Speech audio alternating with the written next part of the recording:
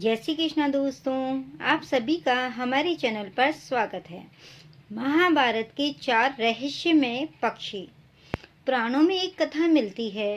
एक बार की बात है कि महर्षि जैमिनी के मन में महाभारत कृष्ण और उसके युद्ध को लेकर कुछ संदेह था। उन्होंने अपने इस संदेह के निवारण के लिए मार्कंडेय ऋषि से संपर्क किया और उनसे इस संदेह के निवारण का आग्रह किया। उस समय मार्कंडेय मुनि के संध्या वंदन का वक्त हो चला था।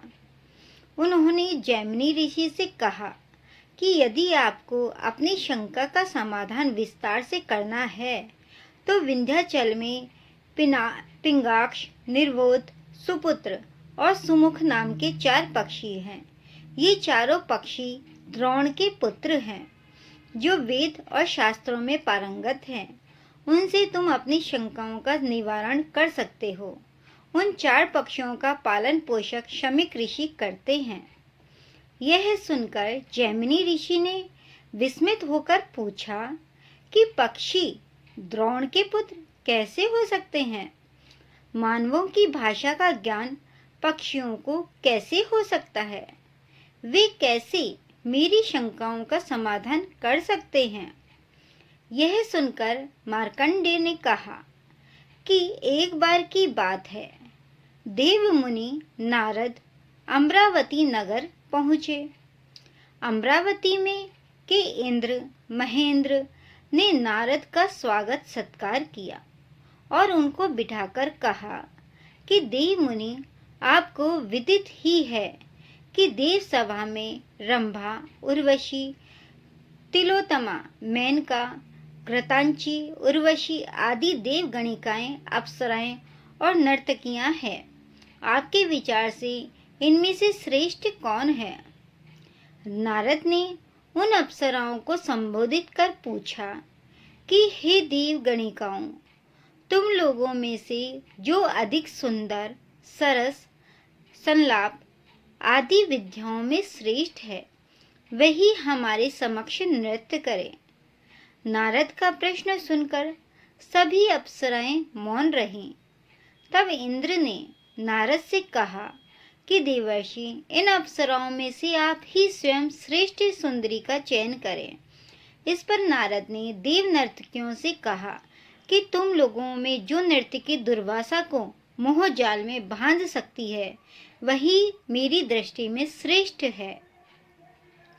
नारद के वचन सुनकर सभी देव नर्तकियां फिर से मौन रह गईं, लेकिन बपू नामक एक अप्सरा अपने स्थान से उठकर बोली कि मैं मुनि दुर्वासा का तपोभंग कर सकती हूँ।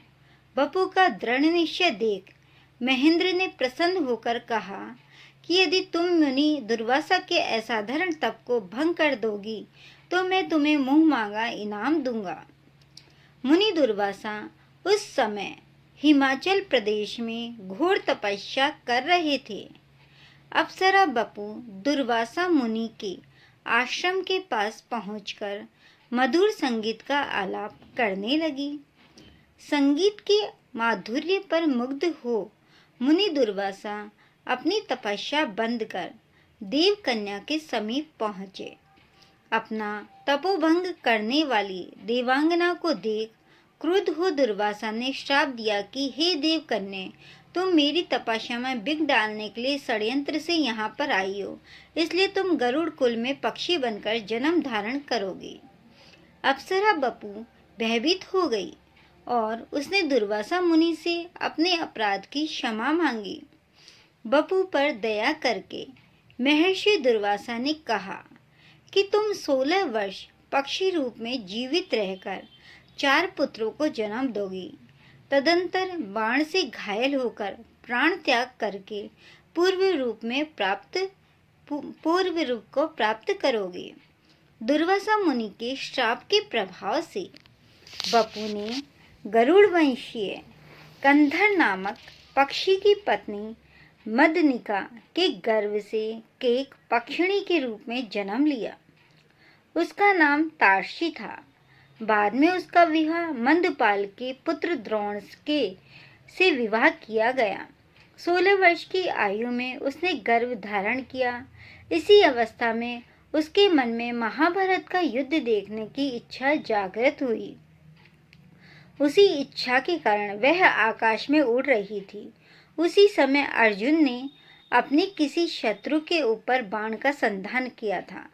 दुर्भाग्यवश यह बाण त्राक्षी के पंखों को छेदता हुआ निकल गया और वह अपने गर्भस्थ अंडों को गिराकर स्वयं भी मृत्यु को प्राप्त होकर पुनः अपने अप्सरा स्वरूप में आकर देवलोक चली गई।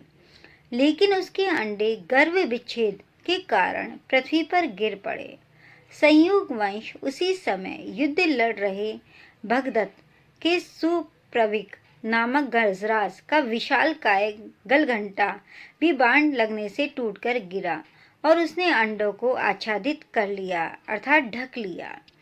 कुछ समय बाद उन अंडों से बच्चे निकले। तभी उस समय मार्ग में विचरण करते हुए मुनि शमीक आ गए निकले। मुनि उन पक्षी शावकों पर अनुकंपा करके अपने आश्रम में ले जाकर पालने लगे।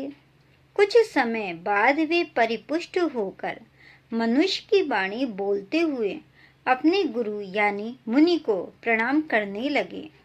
मुनिवर शमीक देव विस्मित होकर उनसे पूछा कि तुम कैसे यह वाणी बोलते हो। तब उन चारों पक्षियों ने अपने पूर्व जन्म का वृतांत सुनाया। उन्होंने कहा कि मुनिवर प्राचीन काल में विपुल नामक एक तपस्वी ऋषि थे। उनके सुकृत और तुम्बुर नाम के 2 पुत्र हुए। हम चारों सुकृत के पुत्र थे। एक दिन इंद्र ने पक्षी के रूप में हमारे पिता के आश्रम में पहुंचकर मनुष्य का मांस मांगा। हमारे पिता ने हमें आदेश दिया कि हम पितृ ऋण चुकाने के लिए इंद्र का आहार बने। हमने नहीं माना। इस पर हमारे पिता ने हमें पक्षी रूप में जन्म लेने का श्राप दिया और स्वयं पक्षी का आहार बनने के लिए तैयार हो गए। तब इंद्र ने प्रसन्न होकर हमारे पिता से कहा कि मुनिवर, आपकी परीक्षा लेने के लिए मैंने मनुष्य का मांस मांगा था। आप बड़े दयालु हैं, मुझे इसकी आवश्यकता नहीं। यह कहकर इंद्र अपने लोक चले गए। हे गुरुवर, इसके बाद हमने अपने पिता से कहा कि पिताजी, आप हम पर कृपा करके हमें श्राप से मुक्त कर दीजिए।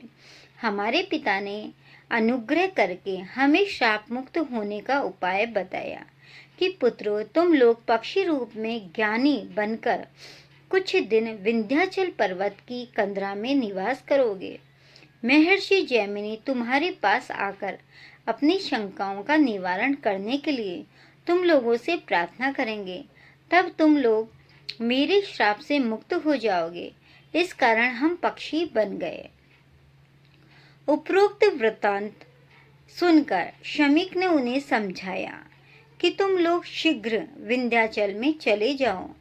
मुनि शमीक के आदेशानुसार एक पक्षी विंध्याचल में जाकर निवास करने लगे। ये कथा सुनाकर मार्कंडेय मुनि ने जैमिनी ऋषि से कहा कि इसलिए हे जैमिनी, तुम विंध्याचल में जाकर उन पक्षियों से अपनी शंका का समाधान कर लो। जैमिनी महर्षि विंध्याचल पहुँचे और उन्होंने वहां उच्च स्वर में वेदों का पाठ करते पक्षियों को देखा। यह देखकर उनके आश्चर्य का ठिकाना नहीं रहा। जब जैमिनी ने उन चारों पक्षियों को प्रणाम किया और उनसे अपने 4 प्रश्न उनसे पूछे। वो 4 प्रश्न इस प्रकार थे।